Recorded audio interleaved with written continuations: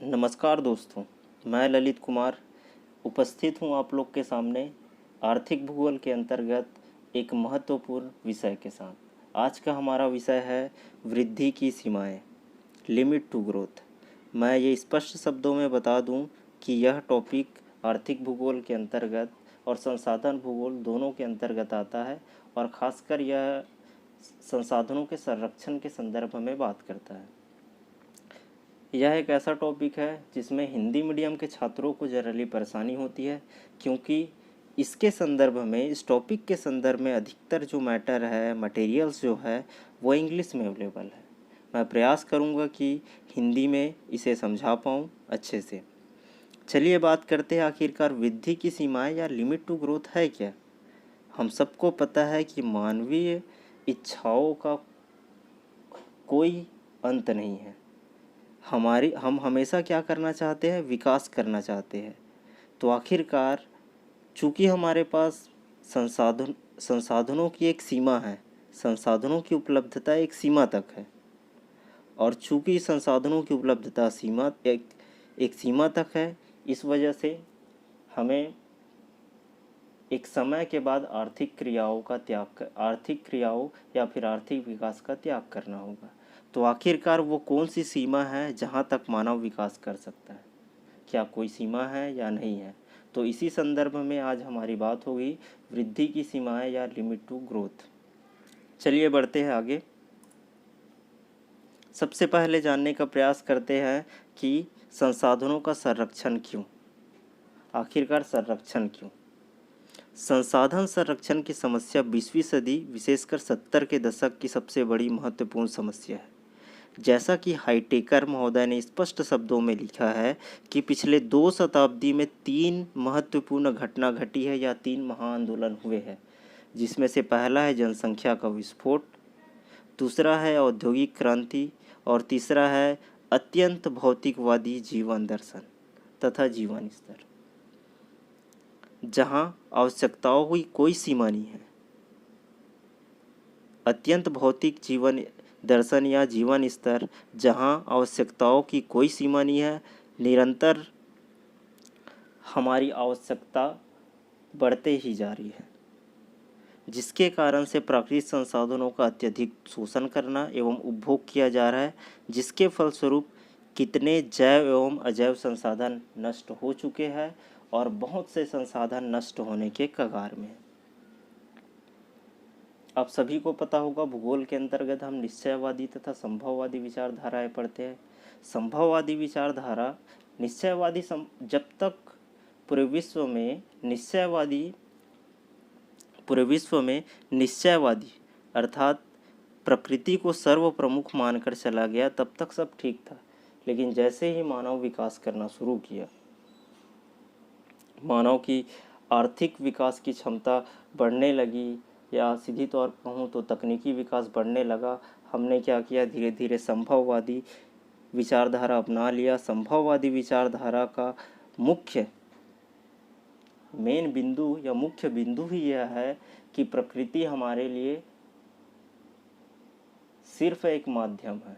हमारे विकास को पहुंचाने के लिए मानव जैसे भी चाहे प्रकृति का इस्तेमाल कर सकता है, इसमें कोई पाबंदी नहीं लगा सकता। और इसी के फलस्वरूप हमारी जनसंख्या और हमारी आवश्यकताएं निरंतर बढ़ने लगी, और इसी वजह से हमने आर्थिक विकास के लिए कोई सीमा ही निर्धारित नहीं किया है। बस हमें लोगों में एक होड़ सी हो गई कि हमें विकास करना है, आगे बढ़ना है। हमने ये ध्यान नहीं दिया कि आखिरकार किस हद तक करना है।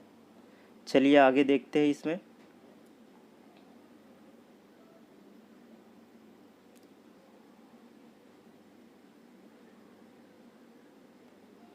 आज इंटरनेट स्लो है, कोई बात नहीं।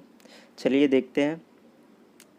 संसाधनों की दुर्लभता परिकल्पना या वृद्धि की सीमाएं। याद रखेंगे, लिमिट टू ग्रोथ या वृद्धि की सीमाएं को संसाधन की दुर्लभता परिकल्पना भी कहा जाता है।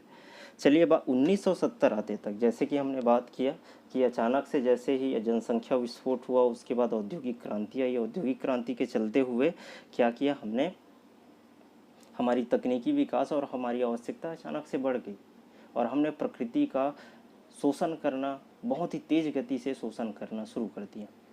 1970 दशक आते आते तक विद्वानों को, लोगों को लगने लग गया था कि अब हमारे अगर हमने इस समय यह ध्यान नहीं दिया कि अगर इस समय हमने पर्यावरण के ऊपर ध्यान नहीं दिया तो एक समय ऐसे आएगा जब हम क्या करेंगे, हम अपने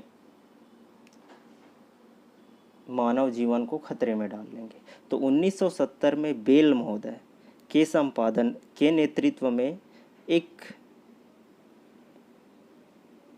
पुस्तक प्रकाशित हुआ, द इन्वायरमेंटल हैंडबुक, और इस बुक में यह जोरदार मत प्रतिपादित हुआ कि अनिवार्य कच्ची सामग्री जैसे कि खनिज, कृषिगत पदार्थ तथा ईंधन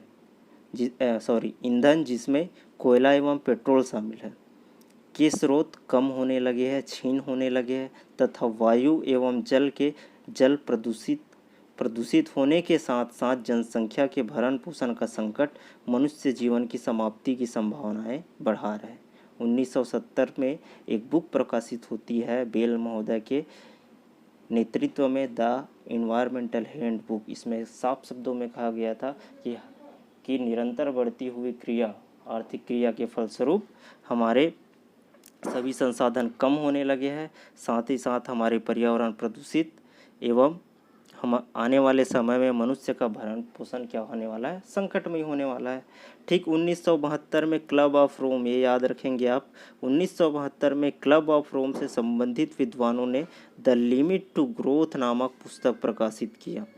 इन्होंने जनसंख्या एवं औद्योगिक कृषि उपज तथा विविध संसाधनों की उपलब्धता के विश्व स्तरीय अध्ययन के आधार पर यह निष्कर्ष निकाला कि 21वीं सदी के पूर्व निरंतर दोगुनी होती जनसंख्या एवं औद्योगिक उत्पादन वृद्धि अचानक से रुक जाएगी। कहने का मतलब था कि 1972 में क्लब ऑफ रोम में जब लिमिट ऑफ ग्रोथ पुस्तक निकाली, उस पुस्तक में कहा गया कि हम 21वीं सदी आते तक हम संसाधनों का इतना दोहन कर लेंगे,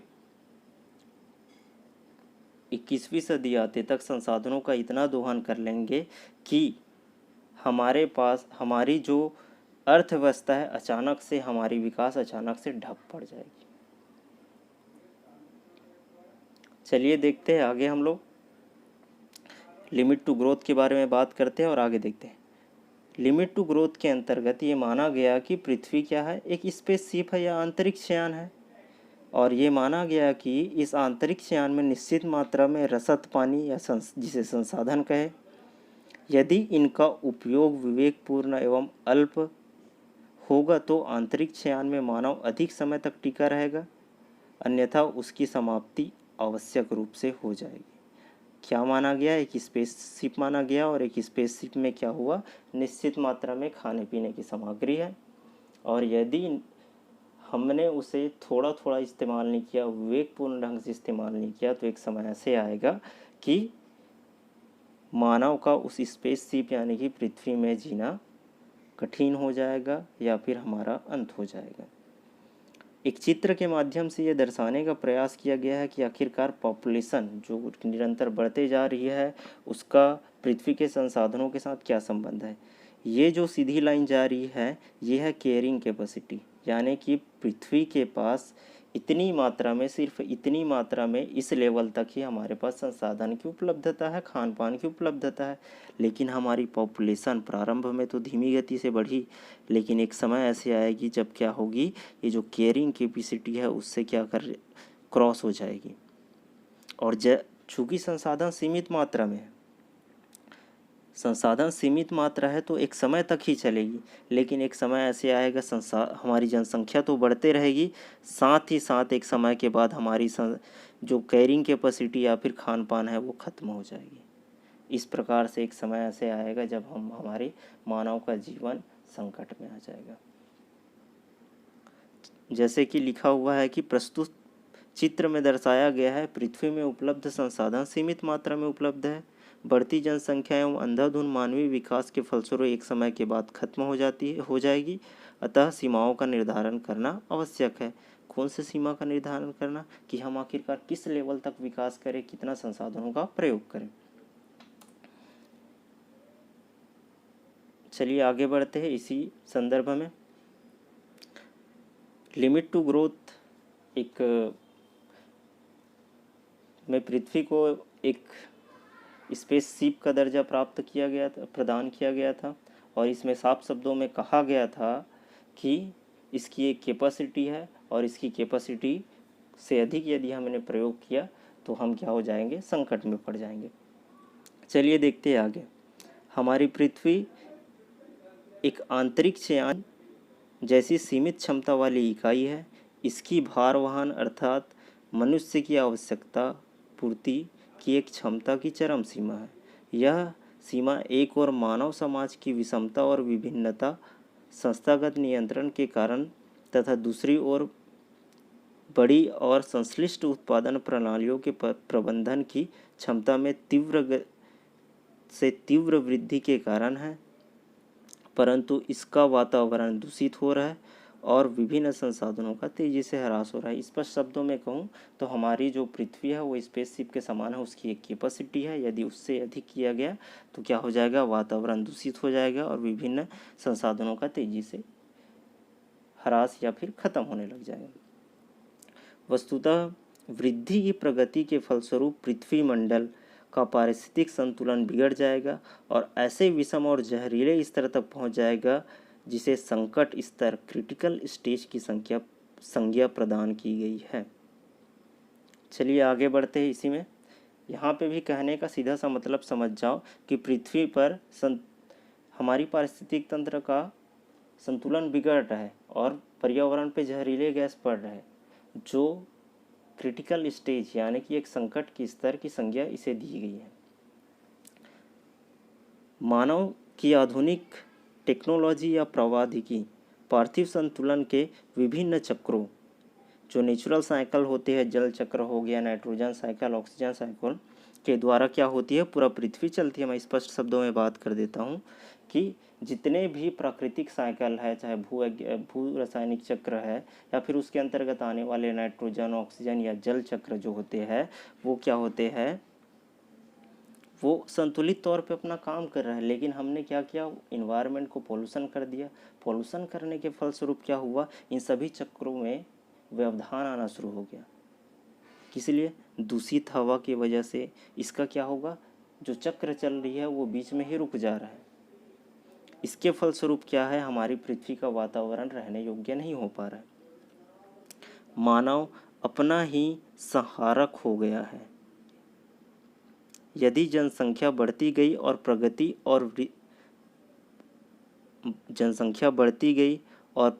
और वृद्धि तीव्रतर होती गई,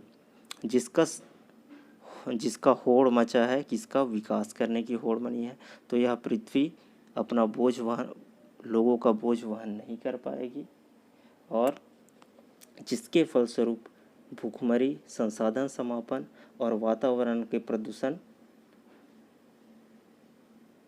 से मानव का नाश होना प्रारंभ हो जाएगा। आज की दर से यह वृद्धि होती गई, जैसे कि वर्तमान में हो रहा है, उस संदर्भ में यदि वृद्धि उतना ही मात्रा में वृद्धि होती गई तो लगभग 100 वर्ष में हम पृथ्वी के चरम पोषणीय सीमा स्तर तक पहुंच जाएंगे और जनसंख्या तथा औद्योगिक वृद्धि निश्चय ही संसाधनों की अभाव के कारण रुक जाएंगे। यानी कि वर्तमान में जिस तेज गति से हम संसाधनों का दोहन कर रहे हैं, यदि वैसा ही चलता रहा तो लगभग 100 साल बाद हम क्या करेंगे, एक ऐसी सीमा पर पहुंच जाएंगे जहां पे हमारी औद्योगिक विकास के साथ साथ हमारी विकास भी रुक जाएगी। चलिए आगे बढ़ करते हैं। यदि मान ले, ये सारी समस्या आ गई, ठीक, यदि मान ले कि हम टेक्नोलॉजी के तौर पे बहुत एडवांस हो गए, यदि मान लिया जाए कि आगे तकनीकी विकास के चलते प्राकृतिक चक्र जो व्यवधान, प्राकृतिक चक्र में प्रदूषण और दोहन की वजह से व्यवधान हो रहा है, उसको ठीक कर लिए, मान लेते हैं, ठीक कर लेते हैं तकनीकी के चलते, लेकिन इस तकनीकी के विकास के लिए भी हमें प्रकृति पर ही निर्भर रहना पड़ेगा।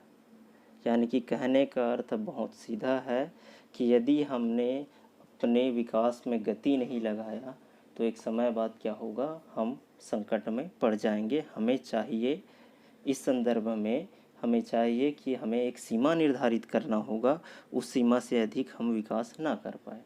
यदि वह सीमा किसके ऊपर डिपेंड करेगा, संसाधनों की उपलब्धता के ऊपर। एक चित्र के माध्यम से दर्शाने का प्रयास किया गया है कि रिसोर्स निरंतर एक तरफ जनसंख्या निरंतर बढ़ते जा रही है, हमारा विकास, हमारी भौतिकवादी दर्शन बढ़ते जा रही है, वही दूसरी ओर जो संसाधन है वो क्या हो रहा है, धीरे धीरे कमी होते रही। एक समय ऐसे आ जाएगा जब ये जीरो स्तर पर पड़ जाएगा, तब हमारी पॉपुलेशन के जो केयरिंग के लिए हमारे पास कोई भी संसाधन नहीं बचेगा। चलिए आगे इसी संदर्भ में बात करते हैं कि आखिरकार हमें किस प्रकार का विकास करना चाहिए, या फिर क्या क्या हमें प्रिकॉशंस अपनाने चाहिए। हम लोग आगे चल के देखते हैं। किसी भी नई तकनीकों को अपनाने से पहले समाज को निम्न प्रश्न स्वयं से पूछना चाहिए। जैसे कि हमने कोई नई टेक्नोलॉजी डेवलप की, उसको अपनाने से पहले हमें कुछ जवाब स्वयं से पूछना चाहिए। पहला है, जो अमुक टेक्नोलॉजी है, तकनीकी है, कि बड़े पैमाने प्रयोग से कौन से अन्य भौतिक सामाजिक कुपरिणाम होंगे। दूसरा है, उचित रूप में ऐसे प्रयोग एवं विकास करने के पहले कौन से सामाजिक परिवर्तन करने होंगे और उसमें कितना समय लगेगा। अगला है, यदि विकास पूर्णतः सफल हो गया और वृद्धि की सीमा टल गई, तो फिर आगे कौन सी नई सीमा कब आएगी। क्या समाज नई सीमा के लिए तैयार होगा। कहने का मतलब सीधी तौर पे, जब भी हम नई टेक्नोलॉजी करते हैं तो हमें अपने आप से ये सवाल पूछना चाहिए कि उसके दुष्परिणाम क्या होंगे। साथ ही साथ हमें उस टेक्नोलॉजी को अपनाने के लिए हमारे समाज में क्या परिवर्तन करना चाहिए और उस परिवर्तन करने में हमें कितना समय लगने वाला है। साथ ही साथ क्या हम इस टेक्नोलॉजी का प्रयोग करके उस वृद्धि की सीमा, यानी कि वो चरम सीमा को हम टाल सकते हैं। और साथ ही साथ यदि हम टाल लिए तो अगली जो चरम सीमा होगी वो क्या होगा, इन सब का निर्धारण हमें करना होगा। ऐसी परिस्थिति एक और जहाँ हमारे पास जनसंख्या कंटिन्यू बढ़ती जा रही है, हमारी आर्थिक विकास कंटिन्यू बढ़ती जा रही है, वही दूसरी ओर संसाधन सीमा है, तो हमें लगभग 100 सालों में हमारी चरम स्थिति हमें देखने को मिल जाएगी। तो आखिरकार ऐसे कौन कौन से उपाय करें जिससे हमारी जो चरम स्थिति है उसे टाला जा सके। चलिए बात करते हैं आखिरकार कौन कौन से उपाय अपनाए जाए, जिसमें प्रमुख है, पूंजी तथा जनसंख्या आकार में सतत स्थिर रहे, यानी कि जन्म दर और मृत्यु दर को हमें बराबर रखना पड़ेगा। वही सभी प्रकार के विनियोग एवं उत्पादन की दर, जन्म, मृत्यु, पूंजी, विनिमय, ह्रास एवं न्यूनतम स्तर पर हमें रखना चाहिए। पूंजी और जनसंख्या के स्तर दोनों का अनुपात का निर्माण सामाजिक मूल्यों के अनुसार करना होगा। नई तकनीकों के विकास एवं सामाजिक अवस्था के साथ धीरे धीरे सुनियोजित रूप में हमें बढ़ाना चाहिए। अंत में निष्कर्ष के तौर पे यही कहूँगा कि यदि हमने संसाधनों का संपोषणीय तरीके से प्रयोग नहीं किया, या फिर हमने संसाधनों के प्रयोग करने के लिए एक सीमा का निर्धारण नहीं किया, तो एक समय ऐसे आएगा जब हमारा पृथ्वी संसाधनों की कमी की वजह से वजह से पृथ्वी पर मानव के आर्थिक विकास सभी एक समय ऐसे आएंगे जब ठप पड़ जाएंगे। तो हमें आवश्यकता है एक सीमा निर्धारित करने की कि हम आखिरकार किस प्रकार संसाधनों का दोहन करें ताकि हमारा आने वाला कल सुरक्षित हो। धन्यवाद।